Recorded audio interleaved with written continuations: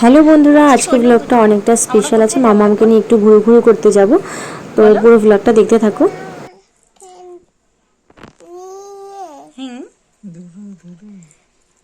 ঘুরু ঘুরু যাব? কত দূরে? এত দূরে?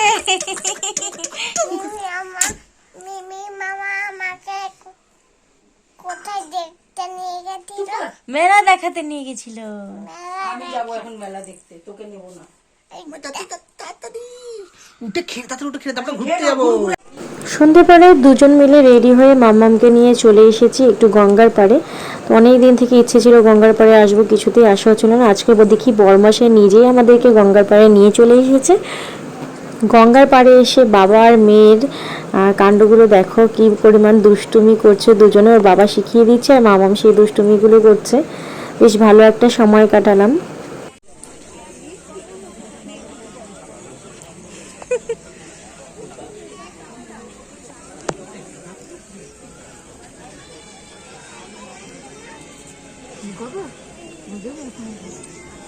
ও জুতো কিন্তু ভিজে যাবে, জামা ভিজে যাবে।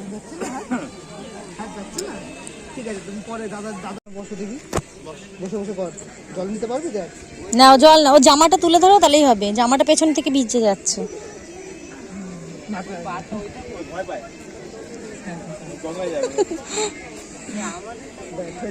বাবা হয়েছে হয়েছে, আর না। মাথায় দিতে, ওরকম করে মাথায় দিতে, কি মজা! দিতে হয়।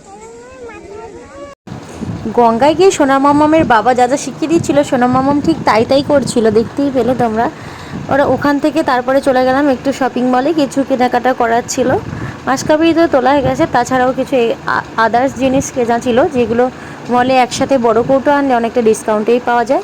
তাই চলে গেছিলাম মামামকে নিয়ে। আর মামামকে নিয়ে মলে যাওয়া মানেই হচ্ছে বেজায় মুশকিলে পড়ে যাওয়া, কারণ মামা মলে গেলে এত জিনিস দেখে এটা সেটা টেনে টুনে বের করে ছিঁড়ে মিড়ে ফেলে দেয় জিনিস ধরে। এখান থেকে টেনে নিয়ে চলে আসে, ওখান থেকে টেনে নিয়ে চলে আসে, এরকম দুষ্টুমি করতে শুরু করে। এত জিনিস দেখেও পাগল হয়ে যায়, মানে ও এটাকে খেলনার দোকান বলে ভাবে, জানি না কী ভাবে।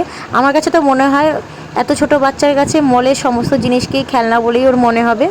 আর তাই হয়তো সোনা মামামও সমস্ত জিনিসগুলোকে খেলনা ভেবে টেনে হিচড়ে নিয়ে চলে আসে। মল থেকে কেনাকাটা করে চলে আসলাম বাড়িতে। আর মামামের জন্য একটা কি সুন্দর লাইটিং বল এনেছি, দেখতে পাচ্ছ। আসলে এটা লাইটিং বল নয়, ফোনের টর্চের উপরে বা যে কোনো লাইটের উপরে সামনে ধরলেই কিন্তু এরকম রিফ্লেকশন হয়। আজকে ব্লগটা এই পর্যন্ত ছিল। বাই বাই, ভালো থেকো।